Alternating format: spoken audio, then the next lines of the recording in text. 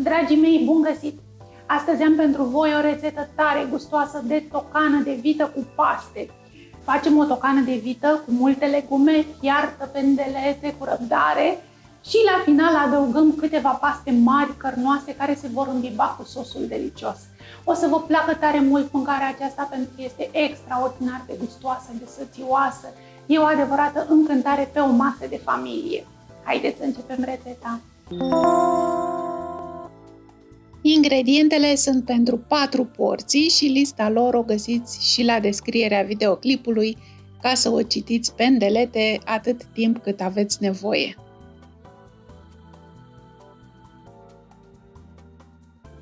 La început pregătim legumele, tăiem ceapa cu bulețe.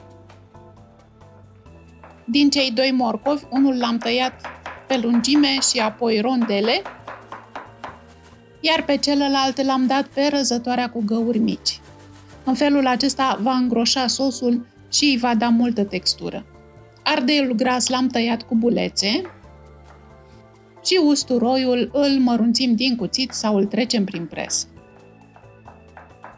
De preferat să folosiți o cratiță de fontă sau o cratiță cu pereți mai groși, care păstrează bine căldura și o distribuie uniform. Am pus uleiul să se încălzească și alături pe plită am pus stocul de vită, o supă foarte concentrată de vită pe care eu o păstrez la congelator. Dacă nu aveți, puteți înlocui cu o supă concentrată de legume sau chiar și cu apă. Când uleiul s-a încins, am pus semințele de chimen, care vor da o aromă foarte plăcută, ca de altfel în toate mâncărurile cu carne mai grasă. Am lăsat semințele de chimen să se prăjească până când încep să înflorească și să sară în toate părțile, precum popcornul. În felul acesta, uleiul din cratiță se aromatizează, se impregnează cu aroma specială de chimen. Putem acum să punem și legumele la călit. Am pus ceapa, am pus și rondelele de morcov, am pus morcovul ras, ardeiul gras. Lăsăm legumele să se călească 3-4 minute până când se înmoaie și își dezvoltă aromele. Și ceva mai târziu am adăugat și usturoiul.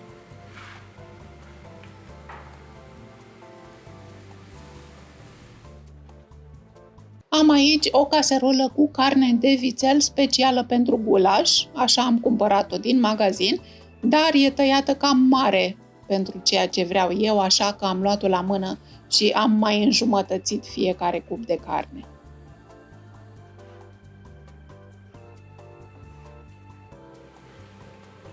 După ce legumele s-au călit, s-au înmuiat, am pus cuburile de carne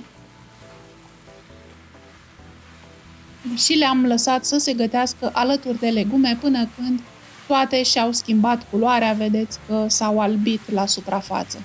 Asta înseamnă că bucățile de carne s-au sigilat și în interior vor fi moi și suculente. Este momentul să adăugăm condimentele. Am pus sare grunjoasă, piper măcinat, am pus și câteva boabe de piper. Dacă nu vă plac boabele de piper în mâncare, puteți să puneți doar piper măcinat, boia de ardei, eu am pus boia dulce, și cam 250 de mililitri din supa de vită păstrată caldă alături. Am pus supă cât să cuprindă bine bucățile de carne ca să aibă în ce să fiarbă. Am pus și o frunză de dafin care dă o aromă foarte plăcută în mâncărurile cu sos. Dacă doriți și o notă picantă în mâncare, dacă mâncați picant, puteți să adăugați și câțiva fulgi de chili. Aducem mâncarea la temperatura de fierbere, apoi reducem focul la mediu spre mic și lăsăm mâncarea să se gătească cu capac pentru 40 de minute. Dar între timp, din când în când, mai ridicăm capacul și verificăm să nu fi scăzut lichidul prea mult, să nu se fi prins de cratiță, mai amestecăm din când în când cu o lingură de lemn. După 40 de minute ridicăm capacul și verificăm cum stau lucrurile acolo în cratiță. Înțepați carnea cu o furculiță ca să vă dați seama cam în ce stadiu de fierbere se află.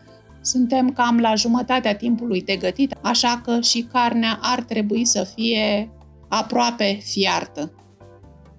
Adăugăm acum vinul roșu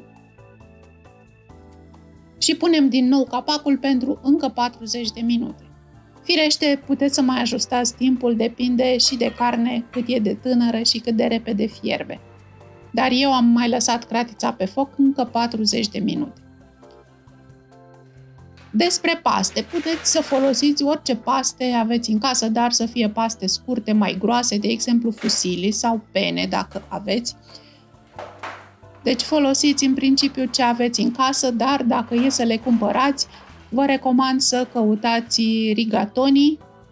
Sunt pastele acestea scurte, groase, cărnoase, care se potrivesc foarte bine în mâncărurile cu sos, se îmbibă cu sos și sunt foarte, foarte gustoase. Au mai trecut încă 40 de minute, am ridicat capacul, carnea mea deja este gătită foarte bine, intră ușor dinții furculiței, se desface ușor, carnea este gata, la fel și sosul, e plin de arome și miroase absolut minunat.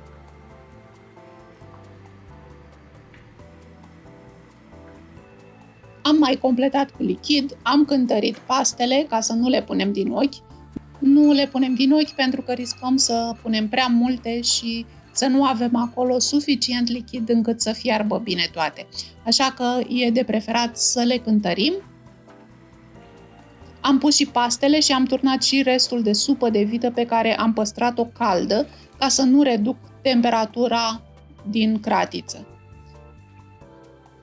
Mâncarea mai are nevoie să stea încă 15 minute pe foc cu capac cât să fiarbă bine și pastele. Și acum putem să stingem focul, tocana noastră de vită este gata de servit. Presărați-o cu puțin pătrunjel proaspăt, tocat fin și distribuiți-o în farfurii spre bucuria tuturor celor din familie.